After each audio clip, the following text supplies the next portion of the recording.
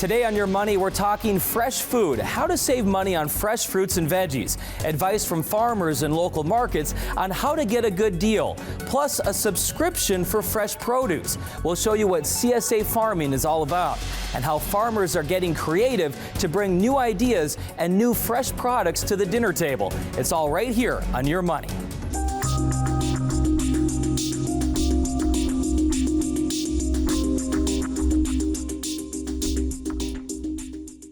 Welcome to Your Money. I'm your host, Gordon Severson, here to help you save, spend, and invest your money wisely. Today we're talking food, but not just any food, fresh food, the kind you buy at your local farmer's market. A lot of people hear fresh and local and they immediately expect to pay more money. But we're here to show you how you can still find great deals on food that is grown in your own backyard. These days there are subscriptions for everything, including our food. No doubt you've seen those subscriptions for meal kits, where they send you a few meals every week and you can easily put them together at home. Well, many farmers are using that same concept to sell their fresh produce. This idea has been around for decades, but it really saw a boost during the pandemic. Alicia Lewis explains how it works and why farmers say it's a good way to ensure your family has fresh produce no matter what is going on in the rest of the world.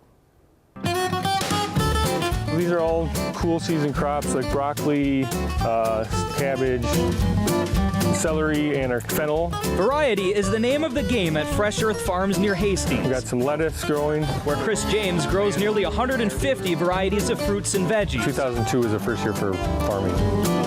It's one of 64 CSAs, community-supported agriculture, that sell produce direct to consumers in the Twin Cities. You know, it's just a healthy way to eat. All of them represented by the Land Stewardship Project in Minneapolis. There is nothing that compares to eating a carrot that was picked that morning. Spokesman Brian DeVore says most programs run 19 weeks and cost between $400 and $900.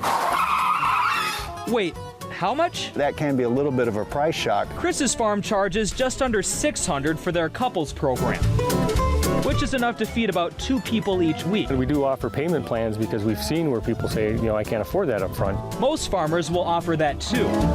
For Chris's farm, you end up paying about $31 a week. We compared prices to grocery stores to see if that's really a good deal. Looking at Chris's week 1 basket last year, you pretty much break even because most veggies still aren't in season.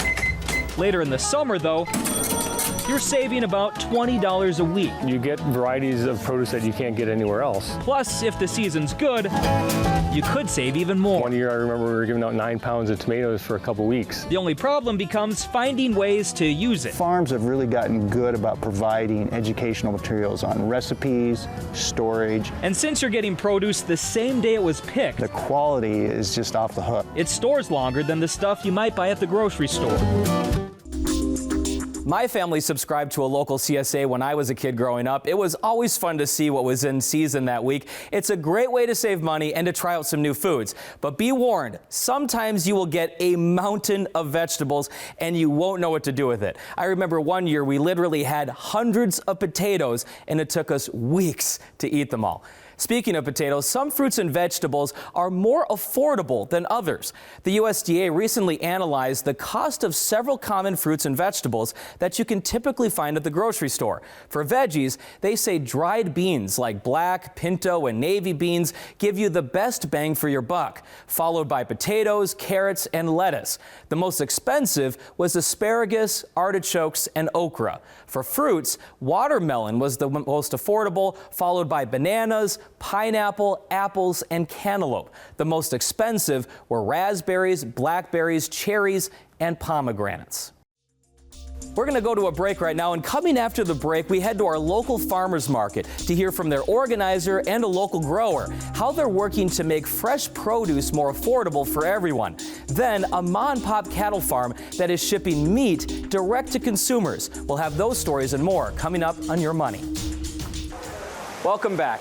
I am a big fan of knowing where your food is grown, where it comes from, and being able to meet the people that grow it. So we decided to bring you here to the Minneapolis Farmers Market. You may not be able to notice, it's raining. It's raining. It's usually a lot of people, a lot of vendors, but I've decided to ask Ashley Nathy, who's the executive director here, to chat with us about picking out your fresh produce, meeting with the farmers, and why that's so important. Yeah, I think especially with our market, we have so many great vendors. I think I have 135 vendors, and they all have their own story. They all have their own way of growing things, and they all have their specific products that they're growing too. Just because everybody's growing vegetables doesn't mean they're growing the same ones. So it's really cool to get to know your farmer and their practices and what they're growing. And the biggest benefit of a farmer's market is the freshness. I mean, this is stuff that might be picked that day or the day before. Yeah, so I have one vendor in specifics. He goes out at 3 a.m. to pick the harvest for that day at market. He usually rolls in around 7 o'clock, which is a little late, but everybody's getting the freshest product that they possibly can. For people that are a little more on a budget, I know it's changed a little bit in recent years, but what are some of the benefits and government programs that are still out there that people may not realize you can use at a farmer's market? So we have a really cool one. With our EBT program, we're so fortunate to have a grant from a company called Hunger Solutions. If people are pulling off $10 from their EBT card, they're getting an additional $20 from us, which is a grant-funded program. So they can really stretch their dollar to make it the best for them and their family and get the freshest produce.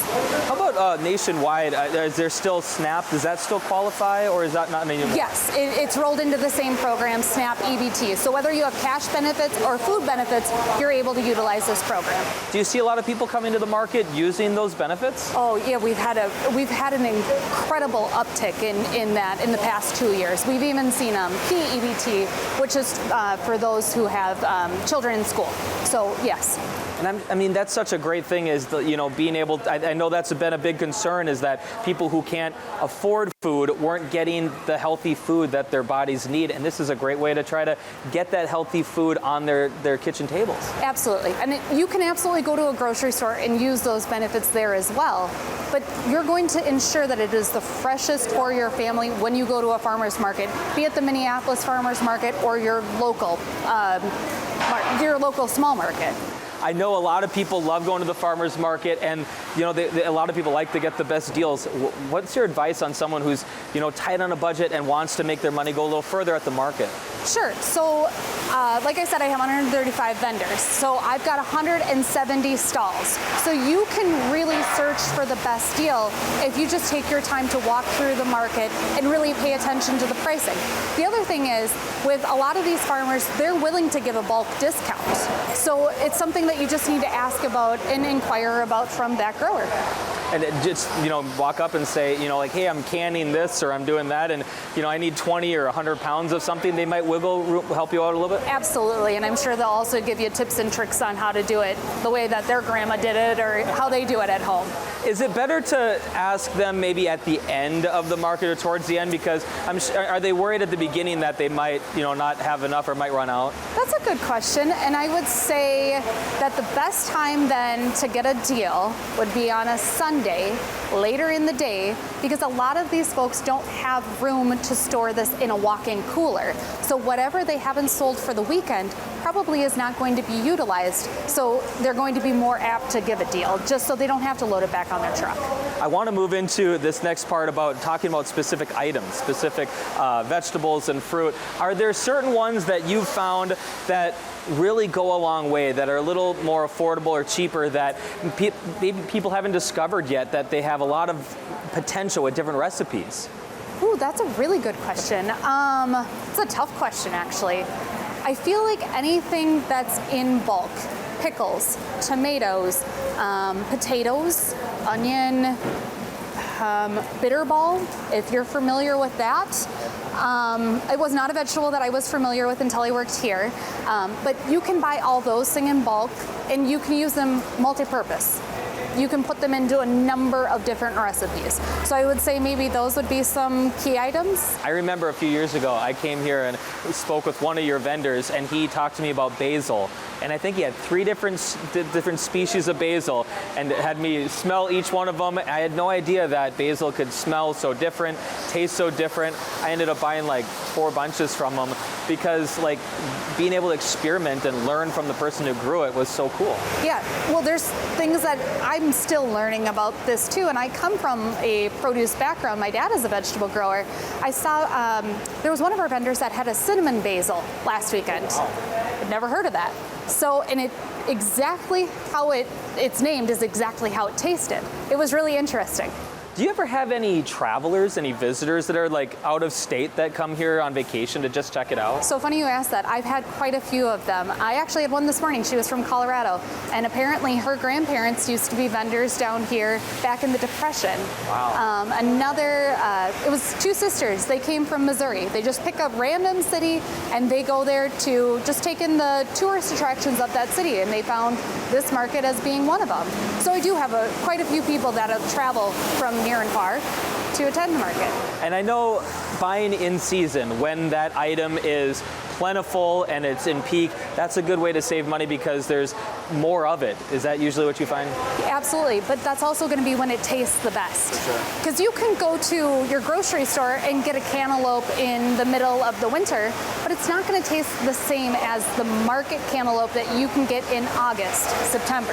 And I know you get a bunch of great advice from these growers. I think the last time we spoke, you shared with me some homemade fertilizers that you've learned from some of the guys here. I thought that was such a unique story.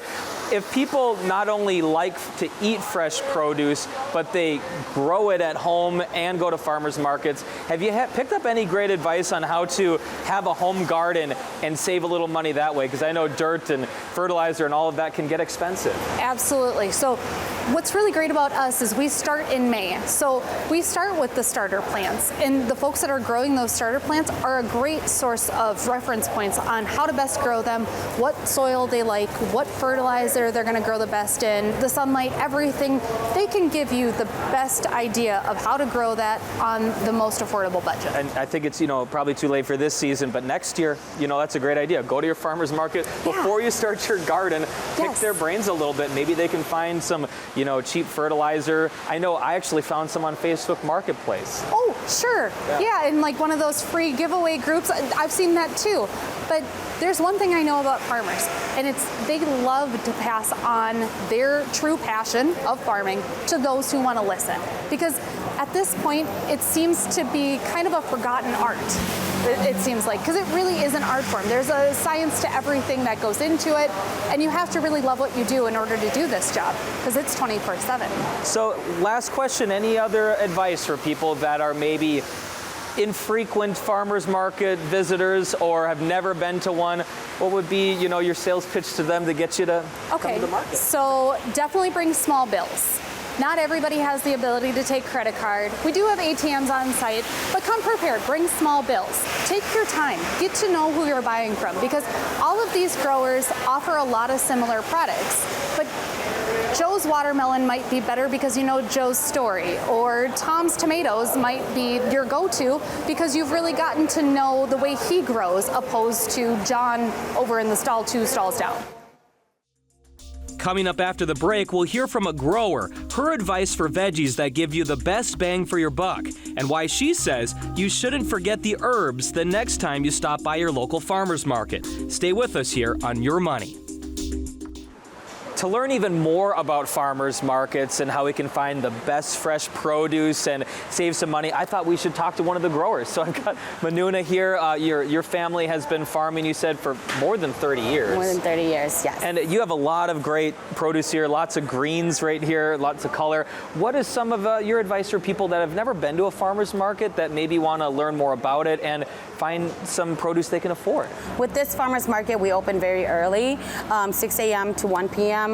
On the weekends, it's a lot more busy. Everything will be filled. So if you do come to Minneapolis Farmers Market, I would recommend being here before 10 on the weekend. Do you like talking to people, getting to hear the recipes they're baking and stuff like that? Yes, definitely. If it's something, if it's like a new green that we have planted and and the customers coming by, I always ask, what do they do with it? Because sometimes we plant these things, but we don't even know how to eat it, So it's always, new learning for us too. One thing I know a lot of people that are into canning and things like that, like to buy in bulk. Yeah. Do a lot of growers offer some bulk rates if you buy a lot? Yes, definitely. As for instance, like cucumbers right now, if you do buy a bushel, they would typically go for about $50 right now versus buying them one by one for $5 each a basket. Yes, so with bulk, you definitely would get a discount. You just ask how much they would give it to you if you buy bulk. Beets, cucumbers are good for pickling right now. Mm-hmm. And I know we have a zucchini plant at home, and this plants produce a lot. Yes. And they're very versatile. Yes, I really love zucchinis. I like to my recipe for zucchini is I like to just slice them up in little julienne slices and then just stir fry with some garlic and salt. That's my favorite recipe. Eat more veggies, it's good for you. And I know walking around the market here, there are a lot of fresh herbs. I know a lot of people that are on a budget might skimp on the herbs because, they're trying to save money, but are they giving up a lot of great flavor with some of those herbs? Yes, the herbs definitely, you think about it, if you go to like a Cub or a Walmart and you try to get some basil, it's overpriced for like one little strand of basil. So if you can get fresh produce and fresh herbs, cilantro, basil, mint, parsley, things like that, if you can get it from your local farmer's market, it's a lot better of a deal, so definitely don't skip out on it if it's available. Mm-hmm. Are there good ways to save some of those herbs after the first day? Like, how do you kind of preserve it? For basil, I know that the basil leaves, it kind of gets brown right away if it's wet and in a plastic bag. So how to keep your herbs fresh would be no water, don't rinse it, put it in a Ziploc bag. It's okay if there's air in there, but no water. The water is what makes it wilt. Do you ever experiment with freezing or drying herbs or anything like that? Yes, I have. I have dried. No, I've actually froze basil before, and to be honest, that didn't work very well because it does get, black and dark right away. But if you freeze it in water, if you put water in the bag and you put the basil in there, you freeze it in water, it keeps the color and everything. So if you were to make soup with it, you just throw it in the soup. Throw it in the soup, it's fresh. Yeah, it's green. Yeah, so it'll melt in the broth? Yep, melt in the broth and it's fresh. That's my little trick for greens if you're gonna freeze them. Mm-hmm. For people that are growers at home, are there any types of plants or vegetables that you grow that just produces a lot? Like one plant can just feed a family for a month. Mint. Really? Mint definitely spreads, and they do grow back every year too. Mint is one of my favorite. My mom's planted her mint far back in our land a few years ago, and it's still just, right now it's up to here. When I harvest, I'm just like this. like this tie. I'm not doing this at all. So definitely mint is one of my favorite herbs. And I know we talked about zucchini. That's the one that goes crazy. And cucumbers can sometimes go. Of course, green beans produces a lot too. Green beans, there'll be like so many on one bush, Other than that, I feel like cherry tomatoes, it does good too. There'll be a bunch on one branch, so. So if you don't have a lot of space at your home and you're wanting to do a garden, those are some good ideas to get the most bang for some your good buck. plants that would produce a lot, yes. Awesome. Well, thank you so much for sharing some ideas with us with farming. Thank you. Thank you for having me. I love hearing from local farmers. They always have great advice on how to cook and prepare the fruits and vegetables that they grow. But fresh and local is more than just fruits and veggies. You can also buy your meat from a local grower. And some are now delivering their meat to your front door. Suzanne Lawler shows us how one mom-and-pop beef farmer is trying it out. Brandy and Todd Harris found out farming has a learning curve. But now they've got a couple hundred cows dotting the countryside in Crawford County. Their dog Django watches over the herds. When we first started, I thought we was going to feed the world, but we can't hardly feed 3 or 4 counties. We can't produce but so much at one time. They produce 3,000 to 4,000 pounds of beef a week in a processing plant on their property. Then the Harrises took it one step further. We ship UPS every Monday, Tuesday, and Wednesday. 40 minutes out. Not only is their product winding up on doorsteps in central Georgia, they're moving it up the eastern seaboard. It's been nice to know that we can do that and get the product there still frozen in 2 days. It's not as easy as it sounds. We had some friends and family up around New York, and they let us send some test packages there to make sure they would make it, and they did good. They're doing good in the cold weather anyway. The shipping began about 6 months ago, so they haven't gone through a summer with searing temperatures threatening to roast the meat inside the plastic. They're testing packaging every week, gearing up for a springtime mercury spike. So we got some insulation we will probably put into play next week or two. We're doing tests on it this week. If it works, we'll start using that. Farmers taking full service to the next level. Suzanne Lawler, 13 WMAZ. Another great tip to save money on meat is to buy in bulk. Many farmers will sell you a half or a whole cow or an entire pig. They work with a local butcher to cut all the steaks, chops, and ground beef. You pay a flat fee that is usually cheaper than buying it in the grocery store. The only drawback, you need to have a big freezer that is big enough to store everything. But if you have the space, you can save a lot of money. Speaking of meat, you've probably heard of the term free-range chickens. But have you heard of tree-range chickens? A farmer in Minnesota is trying to recreate the habitat that chickens used to live in hundreds of years ago. Heidi Wigdahl takes us there to the farm to see how it works. When we listen to nature, it responds. Just ask Reginaldo Haslet Marroquin. Look at the size of these birds. CEO of Tree Range Farms. There is no imbalance here. Reginaldo set out to do things differently, working not against, but with nature. He calls it a regenerative poultry model. So it's called poultry-centered because it is not about chickens. It's centered on poultry with the idea of restoring the whole ecosystem, basically the ancestral habitat of the chicken, which is the jungle. This is Reginaldo's 65-acre family farm outside Northfield. Just 3 years ago, the field rotated corn and soybeans. Now he's restoring the land, putting poultry back under the trees, a process that will take many years. As we restore the ecosystem with native species such as hazelnuts and elderberries and all the other species, we're actually stacking enterprises on the same space. We are harvesting the chickens, timber, biomass, hazelnuts, elderberries. All working together and benefiting from one another. This is year one with the chickens. I think it's a little cooler out. You'll see chickens all over this area. Diane Christopher is executive director of the Regenerative Agriculture Alliance, the nonprofit part of this ecosystem. The alliance works with farmers on how they can integrate this model into their own operations. That currently includes 8 other farms in the area. Core of our work is about building community and capacity. Also focused on emerging farmers, including women, veterans, and immigrants. Are all looking to find new ways to access both land and opportunities to build a new food system that is more inclusive and accessible. Anything that is this high, they will eat up. Come spring, the cycle starts over. If we're actually going to eat food and survive as humans, we have to change our ways. We are at the forefront of changing the way we bring food from the landscape, from the ecosystems to our tables. Heidi Wigdahl, KARE 11 News. Pretty neat idea, right? I hope it works out for them. Well, that's all we have here today on Your Money. Remember, fresh produce doesn't have to be expensive.